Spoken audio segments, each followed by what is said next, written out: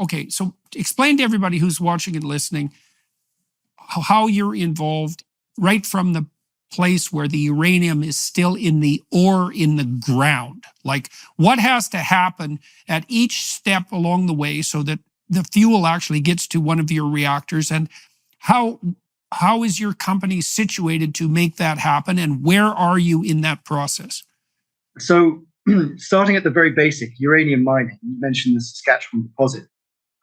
So you mine the uranium, but the ore is effectively not very useful for anything. But you subject that ore to a leaching process, and you create a yellow cake, which is essentially more concentrated uranium that then would be shipped off for a conversion. Where we sit in that is that we've actually reached out to Central Asia, where almost the majority of the world's uranium is currently being mined. It doesn't have to come from that, but say there are big deposits in like Wyoming and Saskatchewan that are not producing uranium readily now in enough quantities to meet the demand. And so it is coming from abroad. I believe those domestic deposits will be built up now that the uranium price is rising, because like COP28 announces the necessity to triple nuclear energy by 2040 or whatever it is. So that is having an effect on the uranium price, which is encouraging mine development. But the problem with mining is that it can take 5 years from a greenfield deposit to get to a mine. And so you always have that lag. And if during that lag, the uranium price drops, then that can even hit that mine even coming to commercial production. So there's a lot of risk associated with, not having your own domestic facilities in place. So we have reached out to them. We do have an ability at the president's office within certain countries in Central Asia to source uranium directly if we should need it. And we've even talked with the largest uranium materials broker in the world to make sure that we have a supply of that, because no business wants to have the risk that you build all these facilities and reactors and manufacturing facilities, but the raw material that fuels all this isn't there. So that there's that component to it too. Well, do you worry that you're dealing with these, like say Central Asian? See, again, it brings me back to the same thing. Well, if you could have a resource in Wyoming, or let's say in Saskatchewan, that seems to me to be a lot more geopolitically stable in any real sense than trying to source something halfway around the world in countries that are definitely not politically stable.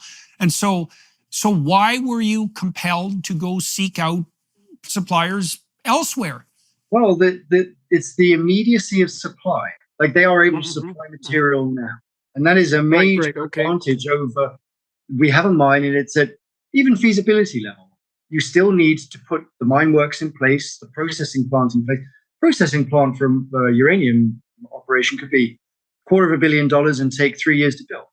And so we want to make sure that. Does it have to take 3 years to build? I mean, because things do move a lot. They could move a lot faster now than they once did. And I also wonder, are there improvements in technology that are in the pipelines that would make it possible to do it in like a year instead of 3 years if people actually decided Germany built new natural gas importing terminals in months when they needed to. So like, we can actually move pretty quick if we decided it was a good idea.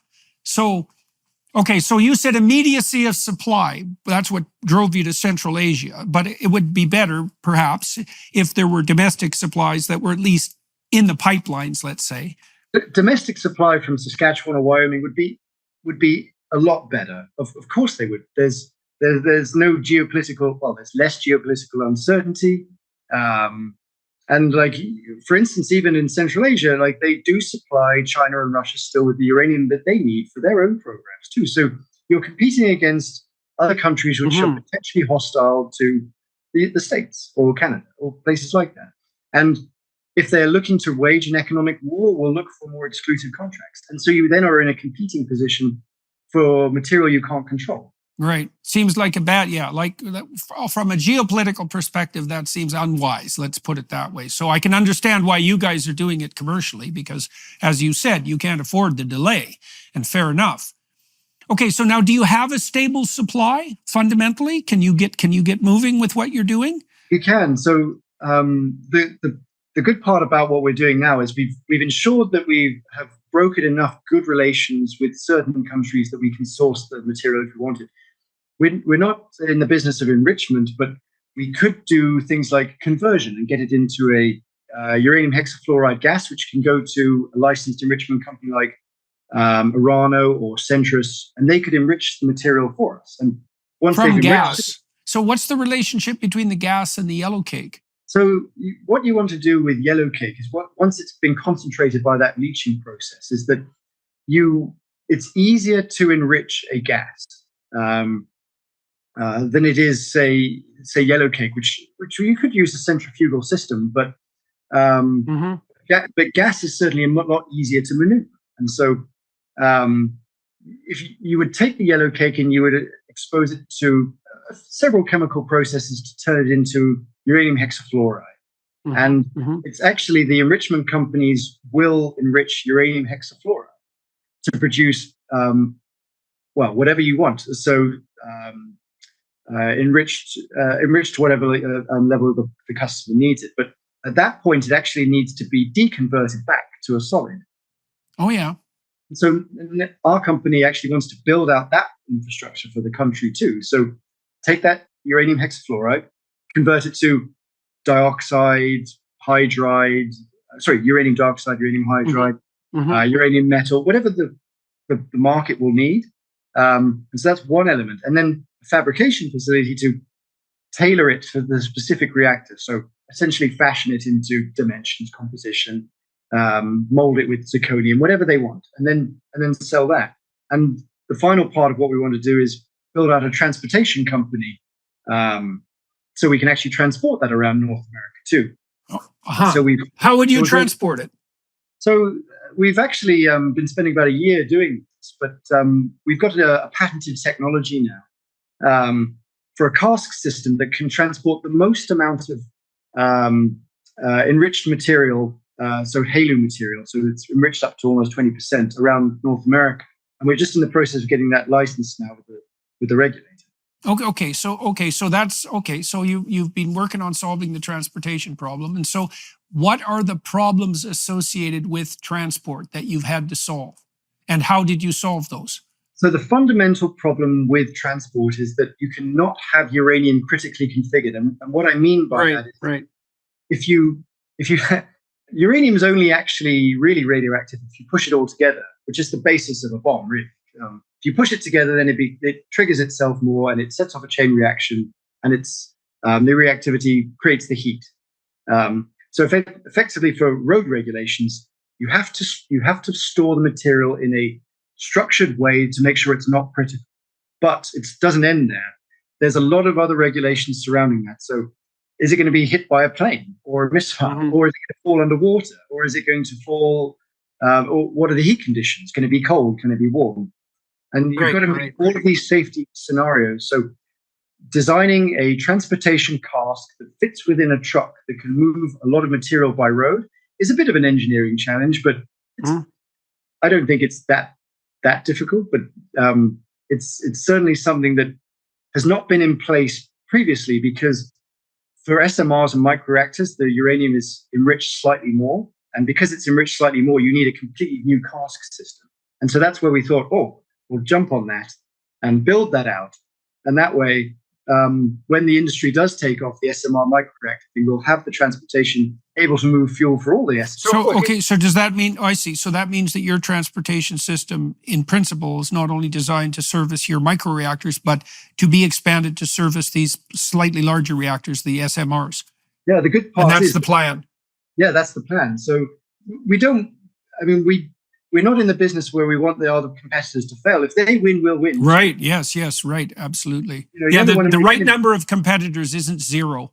No, exactly. Yeah. And also we want them to succeed, because they'll build out the infrastructure, they'll generate more money within the country for this industry, and we'll be beneficiaries of that too. And if they want to move fuel, we'll help them move fuel. If they want to fabricate fuel, we'll fabricate it for them. Even if they outsell our reactors, it's fine.